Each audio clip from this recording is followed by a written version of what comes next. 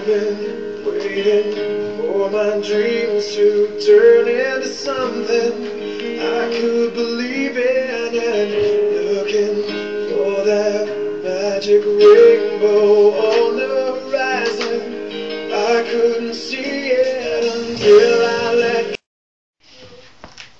Assalamu alaikum. That means peace and blessing be upon you. My name is Malikah. I'm here making this short video to just give some very important information, and I'm grabbing a little bit of this information from out of this book by Alva Ebner, PhD. Its title is Experiment for Future Scientists, Earth Science Experiments.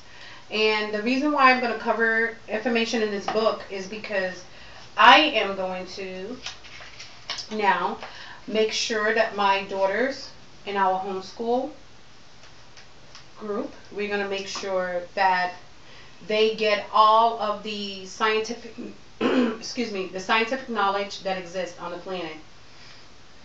But before we get started, I want to explain not only to others who may be interested in doing science experiments. You can do science experiments in your kitchen, in your school, in a hospital laboratory, or what have you. Of course, in public schools and laboratories and so forth, they're more sophisticated. We're just simple, basic homeschoolers. We're, your everyday people. We're pretty much not different from others. However, we are going to go over some safety guidelines, okay?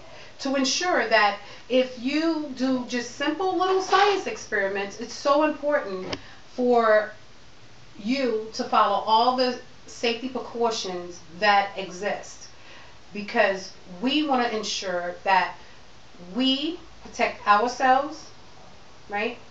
And whatever science experiment you may see us doing, you want to make sure you protect yourself. Okay, so let's go over a few guidelines. So before you get started with any experiment, do not rush, okay? There's no need to rush, okay? Just take your time, and I promise you will have a whole lot of fun, because I never knew how fun science is until I really got into it. And it can be a whole lot of fun if you're doing the right things. So one thing to remember is not to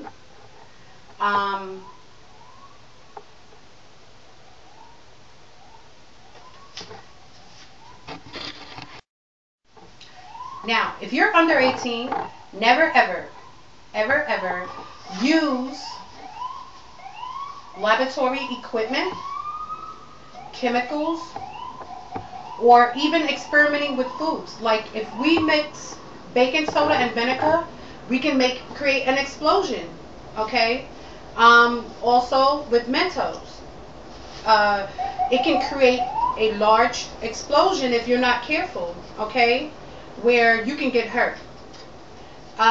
Just last week, or probably earlier this week, I've been listening to the news, and right here in Harlem, some young man was injured in his science class doing lab experiment. Him and probably like another 2 people. So it's so important that you always get the assistance of an adult. Okay, that's the first and foremost thing. And continuously be alert. Okay. Make sure you prepare your area where you're going to be doing experiments. Prepare it properly. And how do you prepare your area? Okay, I'm not just going to tell you, hey, keep your area clean. Okay? No, I'm going to tell you, how do you prepare your area? You clean all the surfaces before beginning your experiment. Okay, that's the first and foremost about cleaning up your area. Then you read the entire experiment before you begin. Now that is really important. Could you imagine if I can bake a cake in my kitchen? Because that's where I'm at right now. Could you imagine though if I were to bake a cake in my kitchen and I did not properly mix the proper ingredients together? How do you think my cake is going to come out? So it's so important, right, for me to read all of the instructions. Okay.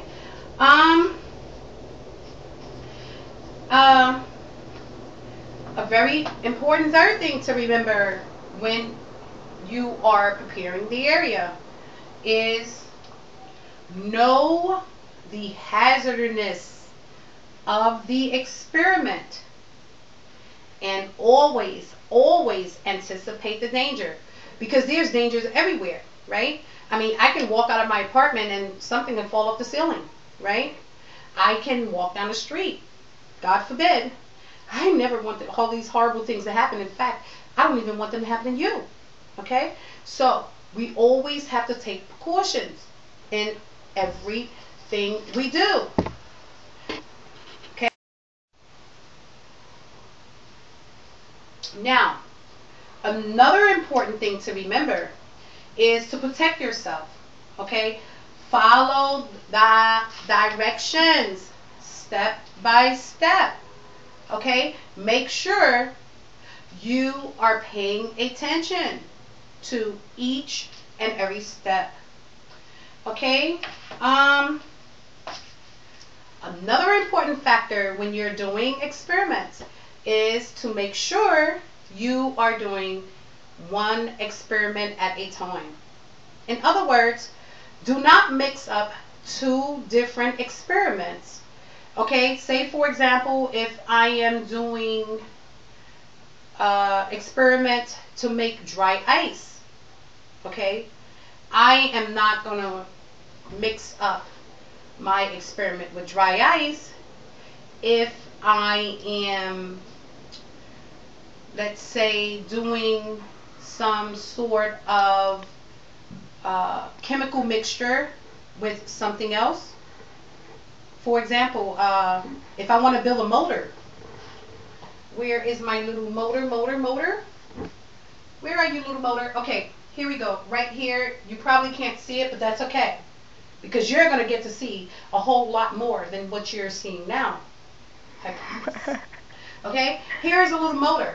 So if I am making dry ice, right, nothing else in my area but the ingredients to make the dry ice. Okay, I would not bring out my motor and my wires and, you know, my batteries or whatever I need to make a motor. Okay, I will not, because why? It's dangerous.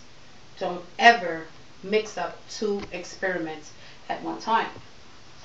Okay, a very important thing that we all need to remember, even if we're not doing science experiments, is to remember, where are the exits? Okay? Hey, if you live on the first floor and something happened, it's cool to jump out a window, right? I'm not just telling you to jump out a window though, because see, listen. I don't want to hear on the news about how you jumped out the window, okay? So take it easy, all right? But I'm just saying, like, if there was an emergency, God forbid, if there was an emergency, you would have to know how to get out of danger, okay? So if you're doing a lab experiment, just know where the exits are, even if you're at home, okay? A very wise thing to do, and unfortunately we do not have it, but that's okay, because you know what we have is great. It's even greater than what we can even imagine. Okay, so a fire blanket, okay, a fire blanket and a fire extinguisher, people. It's so important. You know, we're building up our little science lab slowly but surely, and I promise you will enjoy every experiment with my little ones. They love doing science experiments. In fact, we will be publishing, some of our videos to show you guys on how to do simple little science experiments.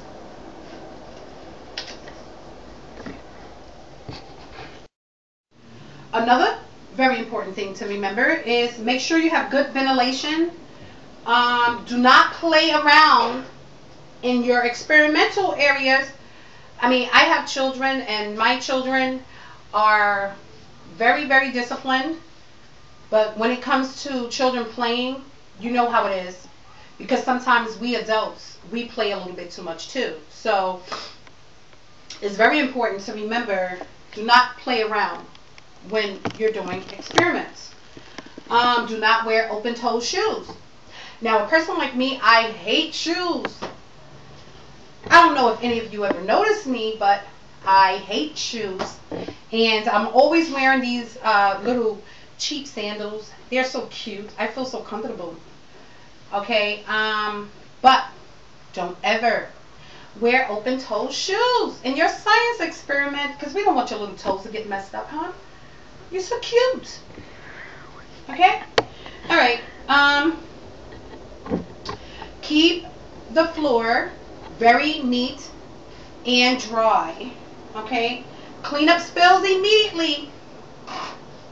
If you spill something, clean it up. It's not that hard. Okay?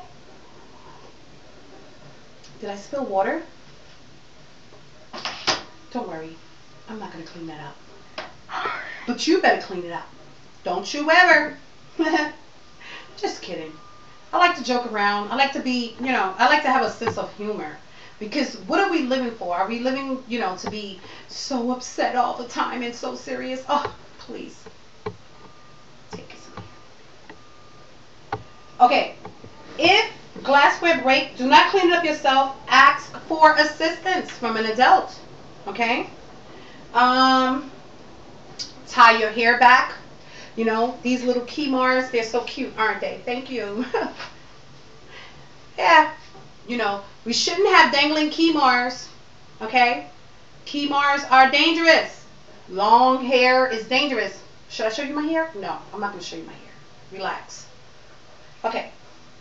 Don't eat and drink in your area where you are doing science experiments. Okay? We do not want you to accidentally mix up the science experiment material with your food. Okay, I have to cut this video short because it's almost 15 minutes, okay? And I'm not going to be able to record over 15 minutes and be able to publish it on YouTube. All right, so I'm going to make a part 2. Come back.